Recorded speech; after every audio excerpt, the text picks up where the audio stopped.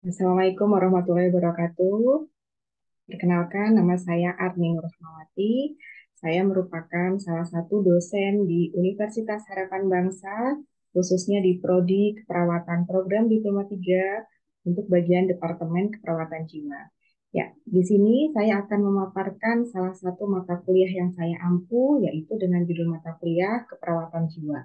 Ya, mata kuliah perawatan jiwa ini merupakan mata kuliah yang harus ditempuh oleh mahasiswa di Prodi Keperawatan Program Diploma 3 pada semester 3 dan bobotnya adalah 2 SKS.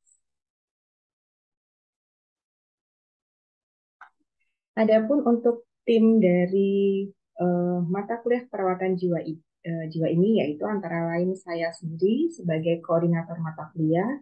Kemudian yang kedua adalah Ririn Isma Sundari, Eskep Nurse MKep sebagai dosen tim. Dan yang ketiga adalah Ita Apriliani, Eskep Nurse MKep sebagai dosen tim juga.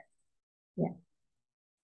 Kemudian untuk deskripsi mata kuliah, di sini untuk mata kuliah perawatan jiwa, mata kuliah ini membahas tentang perspektif keperawatan jiwa, tren dan isu perawatan jiwa, konsep dasar dan model konseptual perawatan jiwa, konsep penata laksanaan terapi modalitas, penggolongan gangguan jiwa, aplikasi asuhan keperawatan dengan gangguan kejiwaan, kemudian TAK dan juga psikofarmaka, evaluasi asuhan keperawatan pada gangguan jiwa, serta pada proses pembelajaran mata kuliah ini dilakukan melalui kegiatan klasikal, diskusi, penugasan, dan juga praktik yang menggunakan pendekatan student center learning.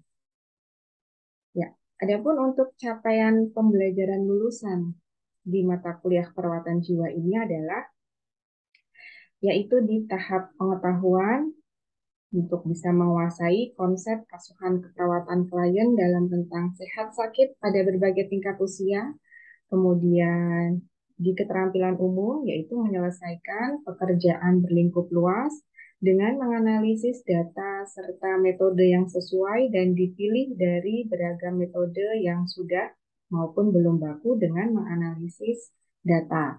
Kemudian menunjukkan kinerja dengan mutu dan kuantitas yang terukur.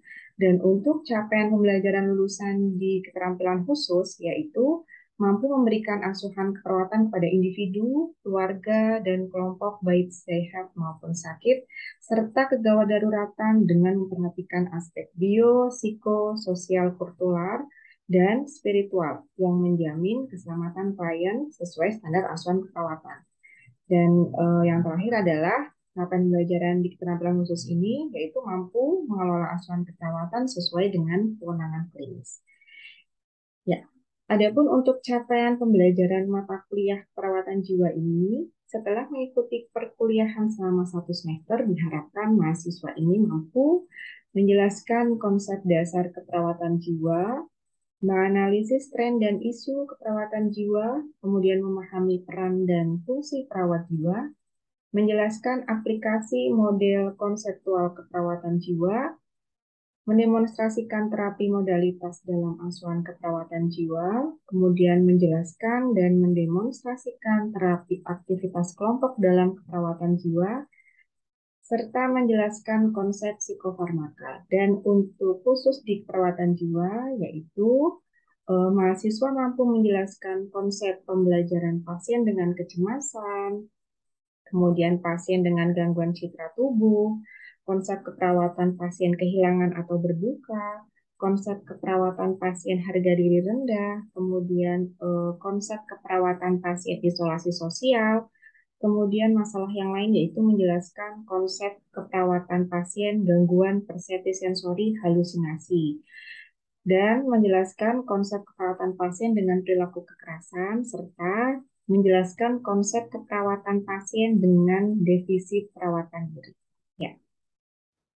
Nah, adapun beberapa referensi pembelajaran yang digunakan dalam mata kuliah perawatan jiwa ini, yaitu ada dari psychiatric nursing ya, prinsipal psychiatric nursing, dan juga ada juga tentang asuhan keperawatan jiwa, kemudian modul dari Kemenkes tentang keperawatan jiwa, dan juga buku terkait dengan model praktik perawatan profesional jiwa. Ini hanya beberapa yang saya cantumkan di sini dan ini tersedia di perpustakaan Universitas Harapan Bangsa untuk bisa mempermudah mahasiswa mencari referensi terkait dengan materi bahan ajar di keperawatan jiwa ini. Ya.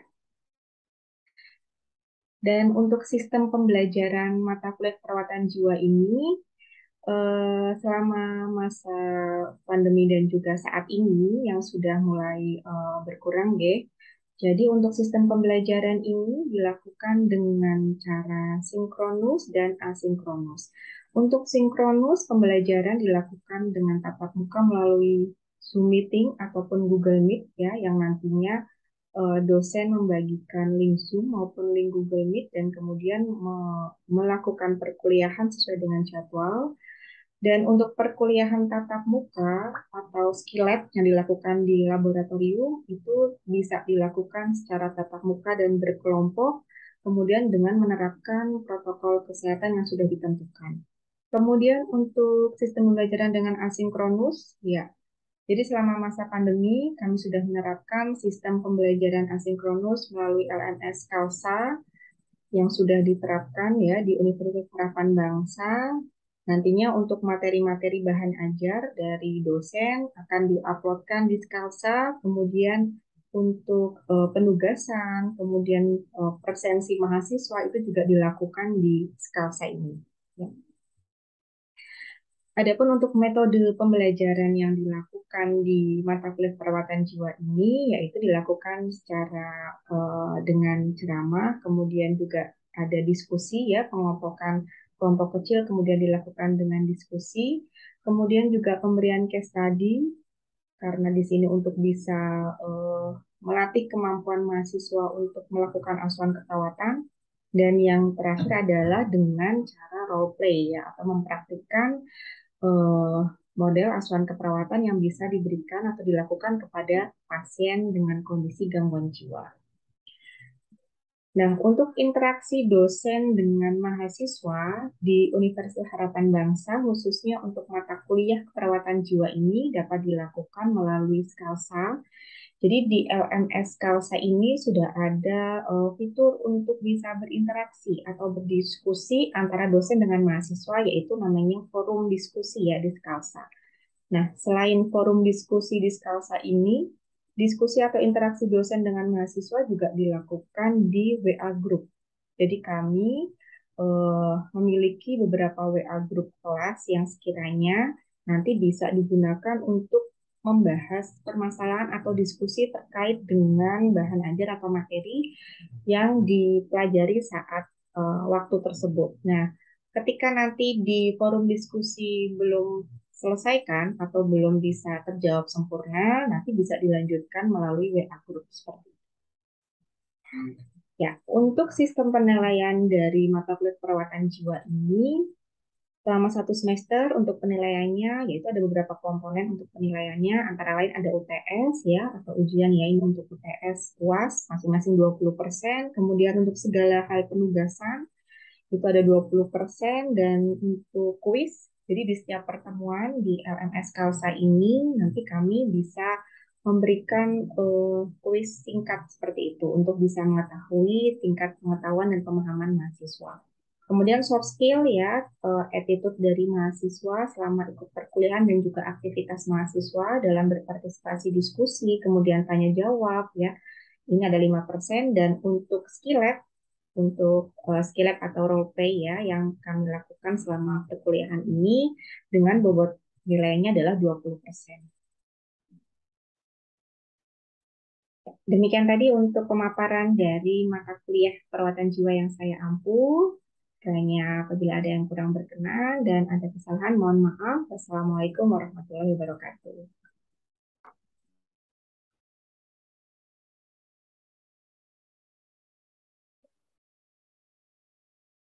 Untuk pembelajaran hari ini, kita akan pelajari bersama terkait dengan materi berduka disfungsional. Oke. Ya, di sini untuk capaian pembelajaran di mata kuliah perawatan jiwa untuk bahasan berduka dan kehilangan ini adalah Jadi diharapkan teman-teman semuanya, mahasiswa dapat menjelaskan konsep keperawatan pasien dengan kehilangan, yaitu terkait dengan konsep dasar kehilangan, tentang pengertiannya, faktor yang mempengaruhi kehilangan, gitu ya. Kemudian tipe dan jenis kehilangan, tahapan kehilangan, tanda dan gejala, serta konsep berduka. Nah, karena kita ingin tahu bagaimana cara melakukan asuhan keperawatan pada pasien berduka, sehingga nanti di sini juga kita akan mempelajari bagaimana proses asuhan keperawatan pada pasien yang mengalami kehilangan dan berduka. Ya, seperti yang sudah teman-teman sampaikan tadi, ada beberapa contoh ya untuk kehilangan. Ada kehilangan orang yang disayangi, ada kehilangan sesuatu atau barang yang sangat disayangi seperti itu ya, atau yang sangat berharga seperti itu. Nah, jadi kehilangan dan berduka ini merupakan sesuatu yang tidak bisa terpisahkan ya. Jadi dia ini merupakan satu kesatuan seperti itu. Kehilangan ini merupakan suatu kondisi yang terputus atau terpisah dengan sesuatu hal ya, atau sebuah kejadian. Nah, kehilangan ini akan bisa dialami oleh setiap individu dan bisa terjadi secara bertahap ataupun bisa jadi secara mendadak atau spontan seperti itu. Nah, kehilangan ini pun bisa terjadi tanpa adanya kekerasan atau traumatik ya, atau bisa juga kehilangan yang memang tidak diharapkan atau tidak diduga seperti itu. Nah, kehilangan ini pun di masing-masing individu nanti kan akan berbeda. Kehilangan ini bisa terjadi secara total, atau bahkan kehilangan ini bersifat sementara yang nantinya bisa kembali seperti sedia kala, seperti itu. Kemudian untuk definisi dari kehilangan itu sendiri, kehilangan ini merupakan suatu keadaan individu yang berpisah dengan sesuatu yang sebelumnya, seperti itu ya. Dan individu ini mengalami suatu kekurangan atau ada sesuatu yang hilang dari dalam dirinya karena merasa kehilangan atau lost kontak gitu ya dengan sesuatu atau seseorang yang dimiliki, yang pernah dimiliki. Kehilangan ini merupakan pengalaman yang pernah dialami oleh setiap individu di dalam tentang kehidupannya. Tadi yang saya sudah sebutkan, respon dari kehilangan ini untuk masing-masing individu pasti akan berbeda. Ada responnya yang baik ya, respon yang bisa menerima, ada juga respon yang tidak bisa menerima. Nah, tipe-tipe kehilangan itu ada apa saja, yaitu tipe kehilangan yang aktual, kemudian anticipatory loss atau kehilangan yang diantisipasi, dan kehilangan psikologis atau perceived loss ya. Jadi kalau kehilangan aktual itu bentuk kehilangan yang sudah bisa terlihat bentuknya atau wujudnya itu terlihat. Contoh misalnya anggota tubuh yang diamputasi seperti itu, atau pasangan yang meninggal gitu ya, atau kehilangan misalnya kucing, hewan kesayangan atau benda kesayangan yang sudah tidak ada bentuknya. Nah, ini bentuk tipe kehilangan aktual. Dan untuk tipe kehilangan psikologis atau perceived loss ini, contohnya adalah kehilangan atau rasa kehilangan yang hanya dapat dirasakan oleh individu tersebut. Jadi orang lain tidak bisa melihat bentuk kehilangannya, tetapi yang bisa merasakan, bisa menggambarkan itu hanya si individu tersebut. Contohnya di sini adalah misalnya di PHK dari pekerjaan gitu kan. Tidak terlihat ya wujud PHK itu seperti apa, tidak terlihat, tetapi individu ini bisa memunculkan atau mengekspresikan perasaannya. Jadi dengan misalnya murung ya, kemudian sedih seperti itu. Nah, ini kehilangan psikologi. Kemudian kalau kehilangan antisipatori atau kehilangan yang diantisipasi, ini berarti bentuk kehilangan yang sudah disiapkan. Sudah disiapkan jika tiba-tiba akan mengalami kehilangan. Biasanya anticipatory loss ini dialami oleh orang-orang atau individu yang memang sudah memiliki penyakit kronis atau penyakit terminal ya, atau memang kondisinya itu sudah hanya mempertahankan hidupnya saja gitu. Nah, jadi ini sudah siap-siap, sudah bisa mempersiapkan batin, mempersiapkan psikisnya dengan baik, kemudian mempersiapkan anggota keluarga yang sudah disiapkan dengan baik ya. Ini biasanya dialami oleh orang-orang atau individu yang mengalami penyakit terminal. Ya, jadi tipe kehilangan ini nanti bisa terbagi menjadi 3 ini ya, teman-teman. Kemudian dari tipe-tipe kehilangan tadi, dari tipe kehilangan aktual, kemudian psikologis, dan antisipatoris, ada beberapa jenis kehilangan yang nantinya bisa kalian tentukan ini masuk ke jenis kehilangan yang mana gitu ya. Jenis kehilangan di sini ada kehilangan objek eksternal, kemudian kehilangan lingkungan, kehilangan sesuatu atau seseorang, kehilangan dari aspek diri, dan juga kehilangan hidup. Nah, ini merupakan 5 jenis kehilangan yang mungkin dan bisa dialami oleh setiap individu. Belum tentu setiap individu itu mengalami semua jenis kehilangan ini. Jadi ada yang mengalami kehilangan itu cuma satu gitu ya, ada 2. Misalnya tadi seperti Mbak Devita, ini berarti kehilangan yang dialami jenisnya adalah kehilangan sesuatu atau seseorang. Jadi kehilangan seseorang yang berarti gitu ya. Tapi kalau misalnya nih contoh Mbak Fitriani baru kehilangan buku tulis ya, buku harian misalnya. Nah, berarti di sini dia bisa masuk ke kehilangan objek eksternal ya. Jadi buku ya, buku atau misalnya lingkungan meja belajarnya atau kamarnya yang seharusnya tadinya ditata rapi, tetapi ini sudah berantakan karena ada orang yang masuk misalnya. Nah, ini kehilangan objek eksternal ya. Kehilangan lingkungan ini misalnya lingkungan yang berbeda berpindah rumah, kemudian dirawat di rumah sakit. Jadi kondisi lingkungannya itu nantinya akan berbeda, berpindah pekerjaan gitu ya. Kemudian kehilangan aspek diri ini contohnya kehilangan fungsi psikologis, kehilangan fungsi fisik, anggota tubuh misalnya tangan diamputasi, pasien atau individu yang mengalami stroke yang tidak bisa berjalan seperti itu ya, atau pasien-pasien yang mengalami kondisi gangguan jiwa yang memang dia sudah tidak bisa ngapa-ngapain gitu ya. Dia belum kooperatif, belum bisa diajak komunikasi. Nah, ini kehilangan aspek diri. Kemudian kehilangan hidup, ini lebih ke arah kematian anggota keluarga di rumah dan juga kehilangan merasa dirinya sendiri itu sudah lost gitu. Jadi tidak berdaya lagi. Ya, ini jenis-jenis kehilangan. Kemudian dari jenis-jenis kehilangan ini, nah, setiap individu tadi saya sampaikan akan berespon terhadap kehilangan yang dialami. Respon kehilangan dari masing-masing individu nanti akan berbeda, tetapi tahapannya itu akan sama, ya. Tahapan kehilangan ini akan dilalui oleh setiap individu yang mengalami kehilangan. Nah, tahapan kehilangan ini antara lain ada yang pertama ya, jadi teman-teman melihatnya dari angka. Ini adalah tahapan yang sudah berurutan. Jadi tahapan kehilangan yang pertama adalah denial atau menolak, jadi menyangkal adanya kehilangan. Kemudian yang kedua ini anger atau marah. Jadi setelah dia menyangkal, setelah tidak percaya, kemudian ditunjukkan dengan ekspresi marah ke siapapun, ke orang lain ataupun siapapun yang ada di dekatnya, bahkan anggota keluarga yang misalnya menanyakan tentang kehilangan tersebut. Ya, jadi sangat sensitif. Ini marah. Kemudian tahap ketiga yang akan dialami oleh seseorang untuk bisa berespon terhadap kehilangan itu adalah bargaining atau tawar-menawar. Ketika sudah menyangkal, kemudian turun menjadi marah, ya, meningkat menjadi marah. Setelah marah diekspresikan, kemudian sudah mulai ada tahap tawar-menawar atau bargaining. Jadi nanti akan ada statement dari pasien, andaikan aku tidak pergi, aku bisa mendampingi ibu misalnya. Andaikan aku tidak minum obat-obatan terlarang, aku tidak akan seperti ini. Nah, jadi kemudian ada rasa penyalahan diri sendiri, ya, ini di bargaining.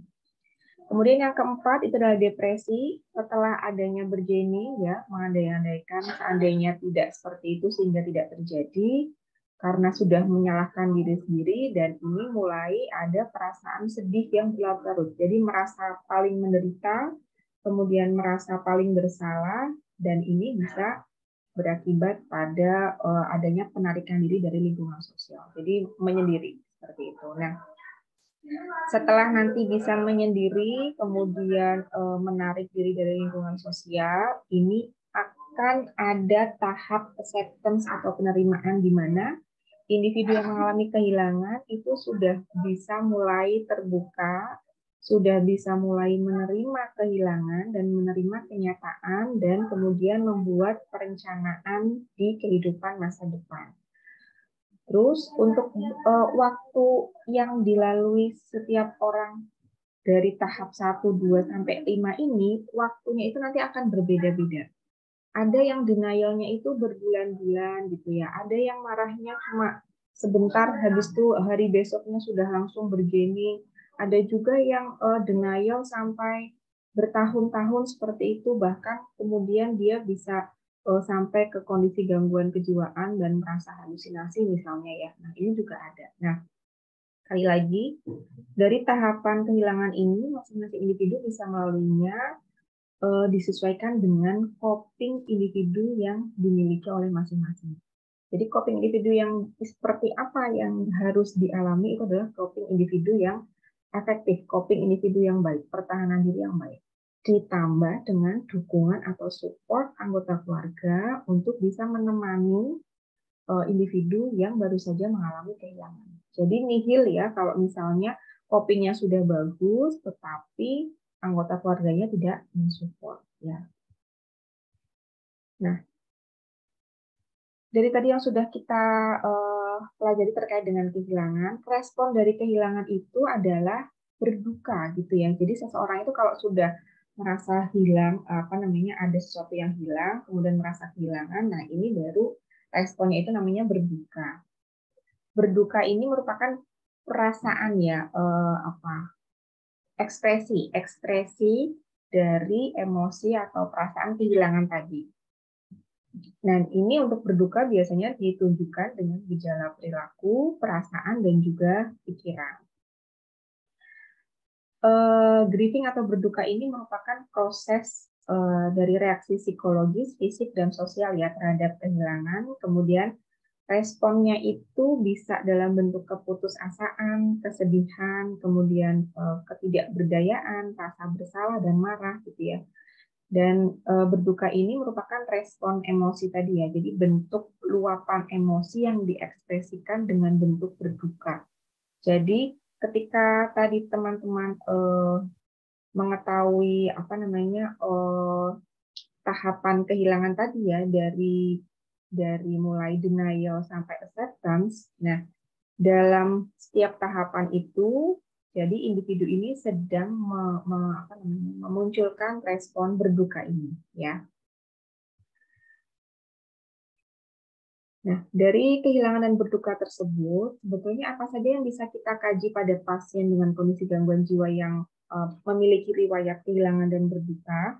Itu untuk faktor predisposisinya antara lain adalah faktor genetik ya, bisa juga karena keturunan sehingga apa namanya respon seseorang ketika menghadapi kehilangan itu tidak bisa diatasi secara wajar, itu bisa ya dengan karena adanya faktor genetik atau keturunan. Kemudian kesehatan jasmani, kesehatan mental, pengalaman kehilangan di masa lalu sehingga bisa memunculkan adanya trauma untuk mengalami kehilangan. Kemudian struktur kepribadian. Jadi kepribadian seseorang di mana kepribadiannya ini kepribadian yang eh, lebih ke kepribadian introvert ataupun ekstrovert ya. Kalau introvert ini lebih bisa apa namanya lebih memendam perasaan berduka, perasaan bersalah, perasaan kehilangan itu dipendam sendiri sehingga untuk bisa melepaskan atau meluapkan emosinya ini akan semakin lama gitu ya. Berbeda dengan kepribadian yang ekstrovert ini bisa akan lebih mudah untuk melalui tahap-tahap kehilangan dan berduka tadi ya. Kemudian faktor presipitasi atau pemicu munculnya berduka disfungsional ini pada pasien gangguan jiwa itu adalah kehilangan kesehatan, kehilangan fungsi seksualitas, kehilangan peran dalam keluarga, kehilangan posisi di masyarakat, kehilangan harta benda atau orang yang dicintai. Nah, jadi untuk beberapa kehilangan ini akan bisa menimbulkan atau menyebabkan berduka disfungsional apabila memang kehilangan tersebut dialami dalam kurun waktu kurang dari 6 bulan. Dan kenapa kok kehilangan ini bisa dikatakan sebagai faktor presipitasi dari berduka disfungsional? Ya karena tadi ya, karena individu ini tidak memiliki coping individu yang efektif. Dan karena coping individu tidak efektif, kemudian si pasien atau individu ini merasa dirinya itu yang paling apa istilahnya paling menderita, kemudian belum ada rasa penerimaan diri terhadap kehilangan-kehilangan yang dialami, sehingga nantinya dari kehilangan-kehilangan ini, individu ini tidak dapat melalui tahapan kehilangan dengan baik, ya, sehingga nanti akan muncul diagnosa perawatannya berduka disfungsional. Dan untuk proses perawatan yang bisa kita lakukan pada pasien itu dimulai dari pengkajian, ya, dari pengkajian, diagnosa perawatan, intervensi, implementasi, dan evaluasi. Ya, untuk pengkajian yang perlu kita kaji terkait dengan ini, mengeksplor perasaan pasien. Mengeksplor perasaan pasien, kemudian mengkaji respon verbal dan nonverbal pasien ketika pasien itu mengatakan sebuah rasa kehilangan, ya, atau merasa berduka seperti itu. Kemudian dikaji faktor-faktor apa saja yang bisa mempengaruhi kehilangan tadi, ya, misalnya jenis kelamin, umur, gitu, status sosial ekonomi, kemudian hubungan antara individu dengan subjek yang hilang tersebut, gitu ya. Kemudian keyakinan kultural dan spiritual, mungkin bisa jadi ada faktor sosial budaya di lingkungan sekitar tempat tinggal yang ikut berpengaruh terhadap respon kehilangan pasien, ya. Kemudian sistem pendukung ini dikaji juga seberapa jauh hubungan pasien atau individu tersebut dengan anggota keluarga yang lain, sehingga nantinya bisa kita bisa mengetahui seberapa jauh dukungan yang dimiliki oleh individu tersebut, ya. Nah, untuk gejala dari kehilangan atau berduka ini, tanda dan gejalanya itu bisa diperlihatkan dari fisik, sosial, dan emosi. Tadi sudah disinggung di depan, ya, di awal. Kalau emosi itu pada pasien kehilangan dan berduka bisa ditunjukkan dengan sedih, marah, kemudian depresi, kebencian, kemudian merasa gagal, merasa tidak berguna, seperti itu. Untuk sosial, pasien yang kehilangan ataupun berduka, dia akan menarik diri dari lingkungan sosial dan enggan untuk melakukan interaksi kepada orang lain. Jadi lebih cenderung untuk menyendiri dan menutup diri, seperti itu, ya. Kemudian untuk fisiknya, kelelahan, sulit tidur, jantung berdebar, sulit konsentrasi, kehilangan selera makan, selera melakukan hubungan seksual, selera untuk bisa berbelanja atau menyalurkan hobi misalnya. Kemudian selera untuk melakukan aktivitas, selera untuk memadupadankan pakaian, seperti itu, ya. Jadi seleranya semuanya hilang, ya. Terkait dengan aktivitas perawatan dirinya, yaitu menurun semua, dari makan, minum, BAB, BAK, gitu, mandi, kalau tidak disuruh seperti itu, ya, ini bahkan bisa sampai terjadi defisit perawatan diri pada pasien-pasien yang mengalami kehilangan atau berduka.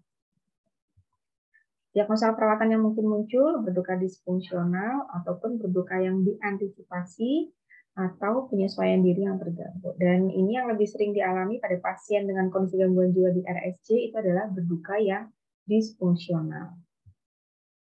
Intervensinya adalah lebih ke arah komunikasi terapeutik untuk mempertahankan harga diri pasien dan mengajarkan teknik relaksasi, ya, supaya pasien ini bisa merasa nyaman, bisa merasa tenang, dan merasa tidak kesepian, seperti itu. Tindakan perawatannya dengan melakukan komunikasi terapeutik, ya, kemudian diajarkan teknik relaksasi dan diajarkan untuk bisa berinteraksi, berkomunikasi dengan orang lain. Dan ini contoh kasus berduka disfungsional, di mana dari kasus ini ada seseorang perempuan umur 33 tahun, ya, mempunyai seorang suami yang bekerja sebagai seorang tulang punggung keluarga, kan suami tulang punggung keluarga. Tetapi seminggu yang lalu suaminya meninggal. Sejak kejadian tersebut, pasien sering melamun dan mengatakan jika suami itu belum meninggal. Jadi ini kasusnya pasien masih denial, ya, masih denial, belum bisa percaya. Kemudian pasien sering terlihat mengingkari kehilangan dan menangis. Pasien juga tidak mau berinteraksi dengan orang lain dan merasa gelisah. Diagnosa perawatannya adalah berduka disfungsional, berarti dalam kasus ini masuk di tahap kehilangan yang mana, teman-teman? Berarti masuknya di denial. Mungkin. Denial. Nah, jelas denial, ya, karena di kasus ini sudah terlihat jelas pasien terlihat sering mengingkari kehilangan dan menangis, ya.